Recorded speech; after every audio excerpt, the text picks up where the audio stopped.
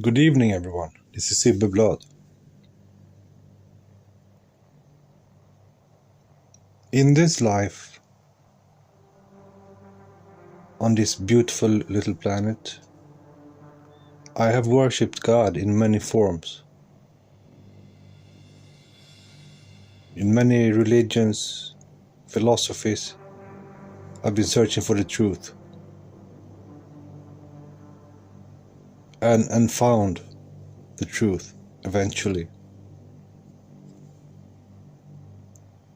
I have worshipped God in man, the Christ concept. I have worshipped the Almighty God, the one God. But I have also worshipped God in women, in animals and plants,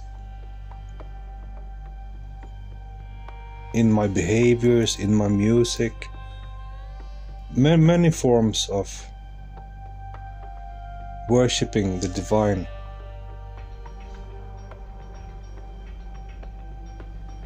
I traveled in the world. I experienced mysteries, peculiar happenings along the way, synchronicity. It was a fantastic adventure when you look back at it. Maybe it wasn't so funny all the time. In the now that people preach about, this now can be very troublesome. But of course it's correct, you have to live in the now. It's like if you're gonna walk a long distance, you must enjoy every step. You can't think about the goal, the end goal. It's gonna be too tough walking then. It's gonna be too demanding.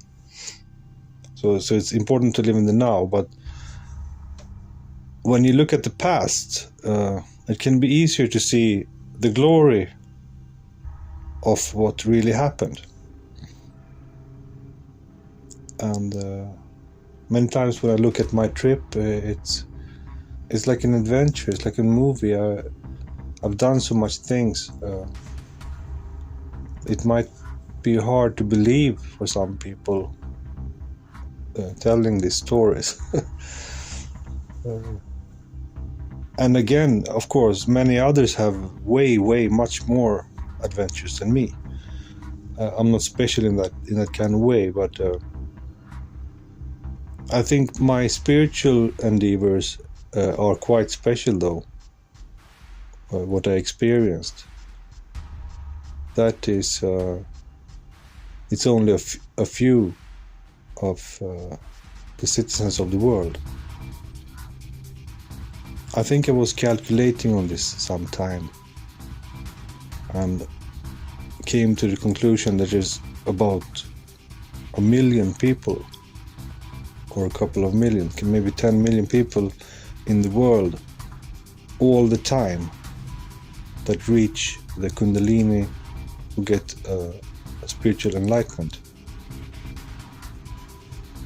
or are into deep shamanism or different vibrations. It's not okay if you put all these people in one place. It's going to be a lot of people, but over the whole globe, mingling with the billions of humans, it's nothing. That's where you hardly see them.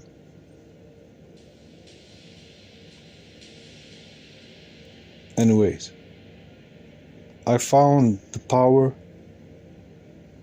It came to me in my hometown.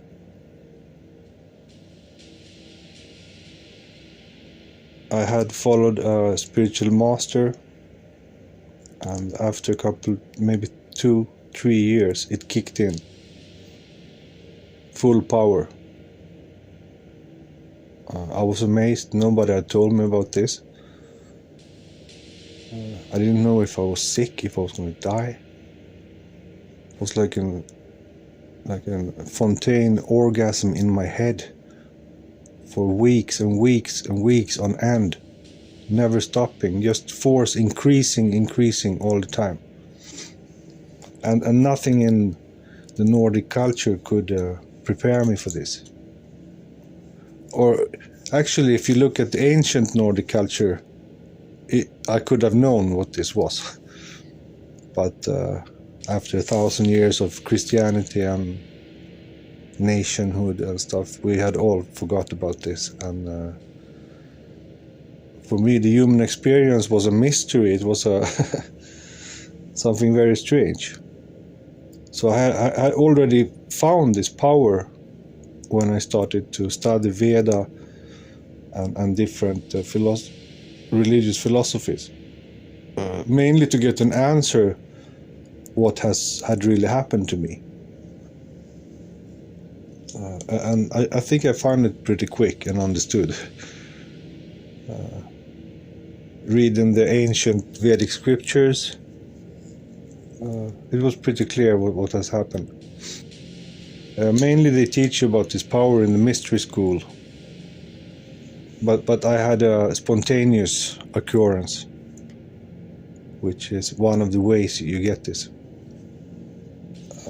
Some people claim that, you have to take some drugs or something, and I used to tell them that, okay, so all people that take drugs are enlightened. If that was the way to get enlightened, everybody should take drugs. But it's not so. Drugs don't give you enlightenment at all. I think it's the opposite, that they really hinder enlightenment. It's like you have a backpack full of stones on your back and carrying a lot of extra load. So I don't think so. Then again, psychedelics could induce a temporary Kundalini rising.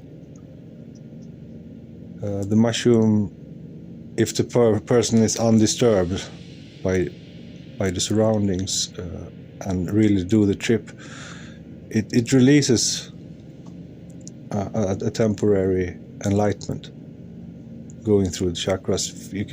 They can feel. But when you get a real activation, it's going for months, this thing. So it's a way different. It's one of the natural functions inside of the human body that happens. It's not manipulated from the outside. In the Nordic tales, all cultures talk about this serpent or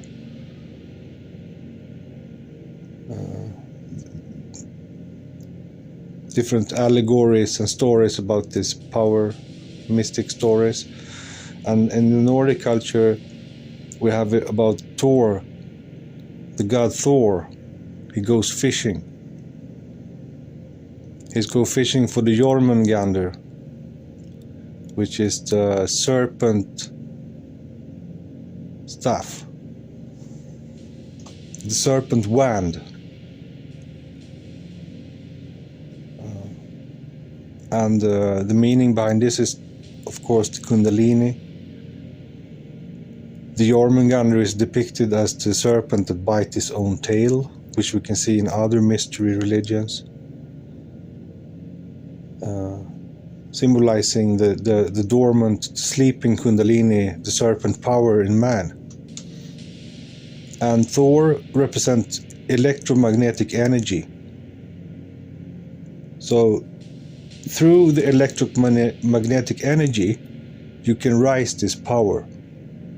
And electromagnetic energy is in all of nature, and the spirit world there's a template for all physical form. So through the power of Thor, we can rise this power from inside. And in the story, he kills the Jormungandr and pull him up. And that is symbolizing for the enlightenment process in man. So this is common in all cultures and also in the Norse culture, but it hasn't been decoded properly, I have made many discoveries and been the first man on different discoveries in Nordic culture and religion. So I never heard this before, and when I wrote it in the big community, heathen community, they also say they never heard it before. So I know I was the first with this.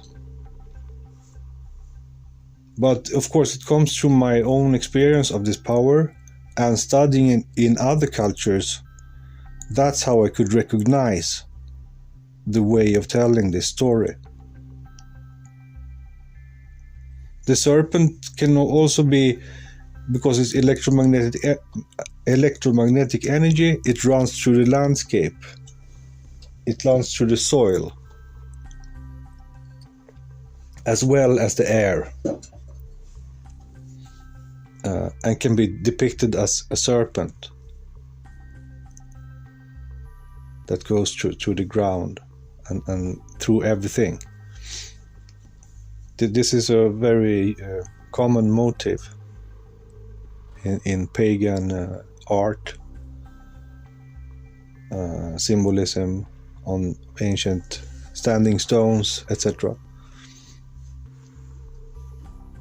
I had a downer and was very tired for a while ago. Something happened and I couldn't sleep for many nights, and I started visioning, and I saw like I was going through tunnels and light structures, and what struck me was that this looks exactly like what I can see in the Bronze Age stones on Gotland and different places in Sweden. They have depicted these patterns that you can see on your eyes when you're tired, or in other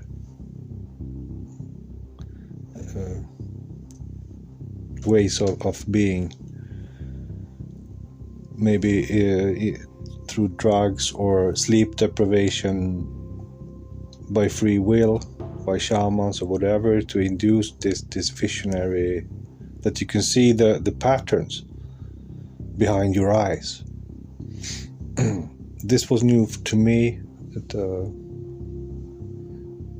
the ancients was dealing with different states of let's say dark consciousness, because this happens when you're very troubled, when you're very tired, I've worked too hard, or then you get these visions come in your eyes. I guess it's going into the spirit world, whatever you see, the channels, the tunnels of energy. I don't know what this is, I just know what it looks like. And it was amazing to see the stone pictures on my eyes, and I understand that they also saw this and depicted that on the stones. For instance, it's many things I found out about the Nordic. It's way more exciting than some people would believe. Anyway, so I worshipped God in many forms. I worshipped God through the gods, which are the forces of nature and life. And all this searching has led to that I worship my own self and the power that dwells in me, because that is qualitatively the same as God, as Odin, as we call it, God, the master. The soul is qualitatively the same with God, so therefore at the end of all external searching, we're going inside, we're searching for the internal power and our own souls, to save our own souls. Because when you're young, life is fun, life is a game, but then it turns serious, and you understand that this is going to demand a lot of you to change your destiny, to change the outcome of this. and it's not funny at all. If it was fun before, and now it's darkness, and you have to work on it. But there is ways, and it's not without being in the dark that you can see the light, as Jung said. He said that a tree that don't have its roots in hell can never reach up to the heavens. So this darkness this is a natural process. It comes to everyone eventually. But some manage to like ignore it and push it away until maybe they're right about to die. But spiritual travelers, they start quite early in life to look at this darkness. When the second enlightenment go down, I'm talking about the one about 28 years old, the big one that really turn on the power in you. When that goes down, you go into a very dark period of missing this light. You miss this light so much. The mystics call this the dark night of the soul. And actually it's not darkness, but it's absence of a very high light that was in you. You were shining like a star for a while. You was really feeling the power and the love of God just flowing through your whole system. And then that withdraws. People don't have the enlightenment, don't go on so long to not burn out the circuits. It's not supposed to go on so long, but it's supposed to show you the fullness of God's love. So you will search that for the rest of your life. But now this darkness is like torture. The absence of God is like torture, but you have never understood that before.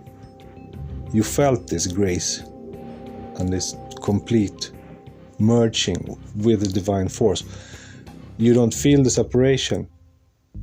That's when the separation starts. That's when the divine sets you on a quest to follow that.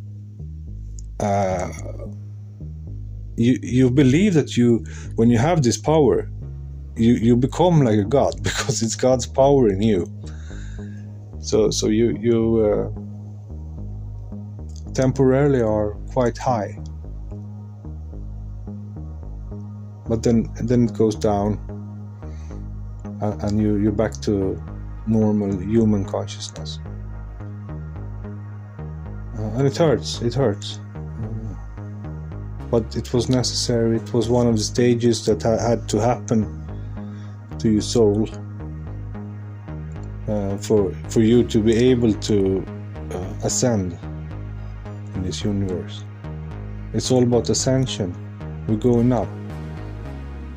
I read a meme the other day. Every human is a star. I believe that. I believe that we are just a unit of consciousness and life, and that will grow. That kernel will grow until it reaches the stars and becomes stars. And from the stars, when the star die, it creates supernova, which give birth to millions of new stars. So when I see life is multiplying. The spirits that go through this system, they multiply and merge with the highest forces and powers in the universe. So that is the aim of all life. But a great part of the species are there to keep the species alive. This is the defenders of status quo. These are the ones who are really against spirituality. And it's just to defend their physical existence, nothing more. And it's supposed to be that way. We cannot fight about it. One could argue that there would be some more respect for mystics in the Western society, but I think mainly it's because of the religion have destroyed that. And in other parts of the world where mystics are seen like outfits, some misfits. They are to be kept away. And not like a natural, like a part of nature. Like a genuine, we are nature. Our spirits are connected with nature and the processes of nature. We are not connected to the machine world and all of that. Our spirits belong to nature. That is very important to remember. We in Sweden now we have a drought, a terrible drought which has killed many of the trees and nature and animals in Sweden. And the people in the city, they say it's good weather because they have water in the tap, they have apartments, they have concrete, they have little flowers outside which are watered, so they think everything is cool. But out here in the real nature, in the real world, it's very problematic. And people like me, I feel when the nature is down, I feel it. I'm connected to nature, so I feel down too. I can tell you, when the rain come, I was up all night, having party with nature, just sharing the joy, of water coming from the sky. And nature is one of God's multifaceted faces, dimensions created by God to elevate himself through these systems and create more life. It's a life generator, beaming consciousness out in the universe, which is streaming all the way through channels to the highest intelligence in the universe, which is feeding itself through these systems. And this has been described in all the ancient religions and cultures very, very well. Very advanced when you look at this.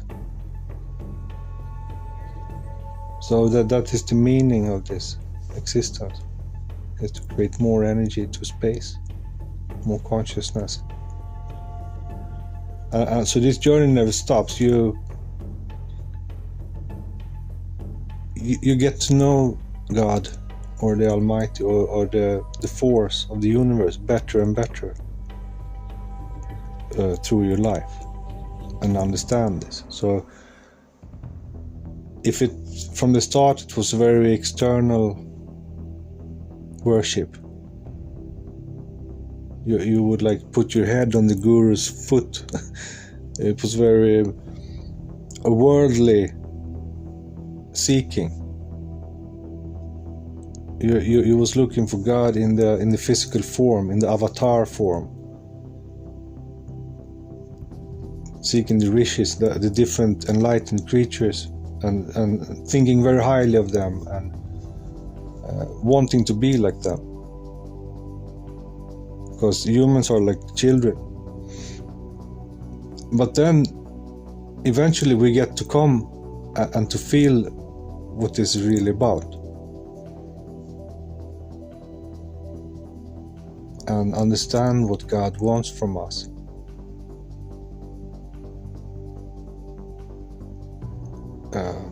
God doesn't micromanage every creature's life himself, or like this power itself. It's different systems of different creatures and consciousness that run the system.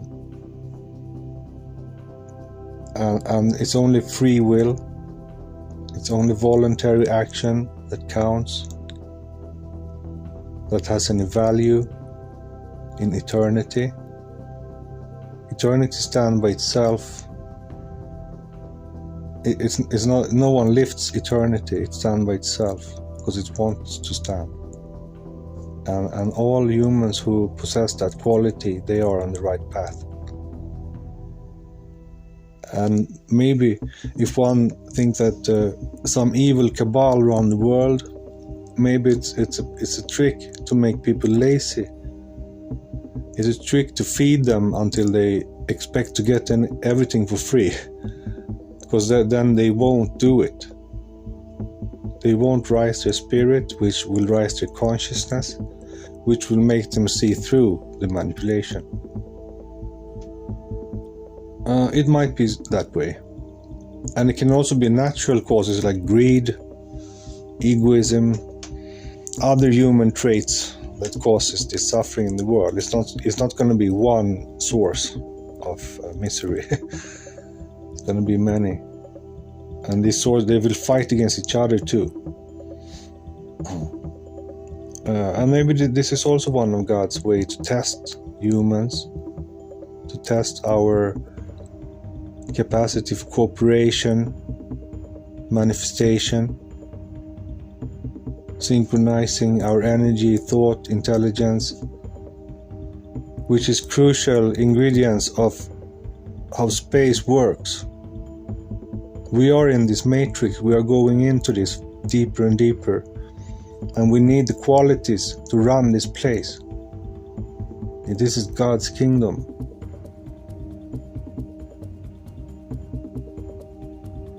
So many people misunderstand when you seek as a mystic for God in different cultures that you would belong to one of these cultures. We only belong to the culture we're born. The other cultures we just study, like anthropology. It's a cultural study of how things can be, and that broaden your vision so you understand better your own culture. But you mustn't get stuck there either, because the search for the divine in yourself, it goes beyond everything. The search for this divine self, it goes beyond everything temporary, everything finite. This is the merging with infinite love, infinite power, grace, and consciousness, wisdom, unbelievable genius, wisdom. That is what we're going into. That was God is, and He let you gradually see more and more of the light and understand the light. Because first we are all complete human. We live in the human illusion 100%. But it breaks down in life. And you understand the creator behind this and the plan. And you work to be a part of that.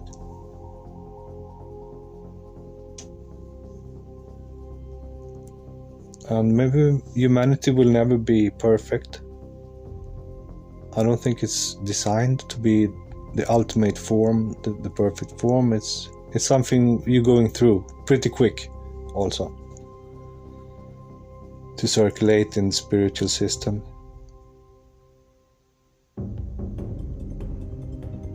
Which produce power to God, which produce endlessness.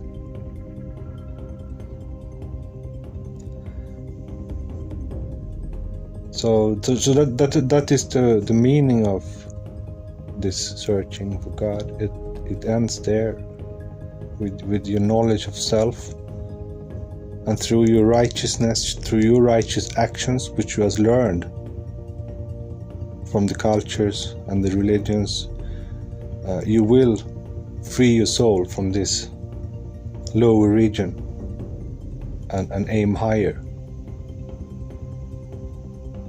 You must do that. You must believe in that and see God as greater than all of this too, because there is possibly billions of universes which all has creator gods, So we are all the family of life. But naturally there must be a highest one. Some consciousness must be the highest source in the universe, where everything emanates from. That is natural law. Just as some object must be the biggest in the world and some object must be the smallest in the world. It's a natural law. The same goes with consciousness in the universe, or power or light in the universe. Some source must be the strongest. And that is what we refer to as God.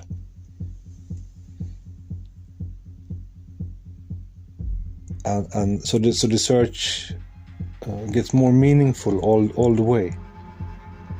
When you're a young seeker, you lose it many times. You lose your faith. You're going to lose it many times and get it back. Sometimes it takes really big problems for you to get it back. I remember James Brown said that when he was in prison for 10 years, it was good because he found God again, he said. So sometimes it takes huge problems for a human to turn back to the righteous ways, to the real, genuine ways of life and the Creator. But it's there you're going. When the COVID pandemic started, when the disease was all new and nobody knew anything about it, except it was a SARS infection that was potentially lethal. I was one of the first who got it. In the first or second month of this fucking disease, I got it. And of course, I was massively afraid because there was no research on this. There was no scientific research. They just had speculations what this could be. and I was lying down with quite high fever and feeling very bad, and seeing these pictures on the news of people dying from this. And I prayed to God. I really prayed with my whole heart to God, and I was surrounded by a warm power.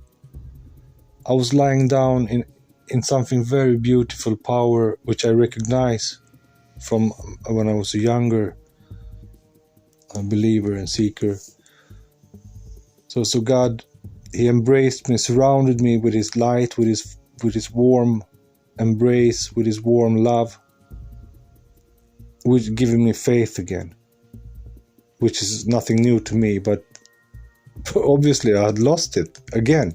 So it's slipping out of people's hands too. It's something we have to renew all the time. I remember walking down a path here in the forest after that, and all of a sudden I saw the treetops, and I was more joyous. I was more connected with the Creator's creation again. We tend to forget.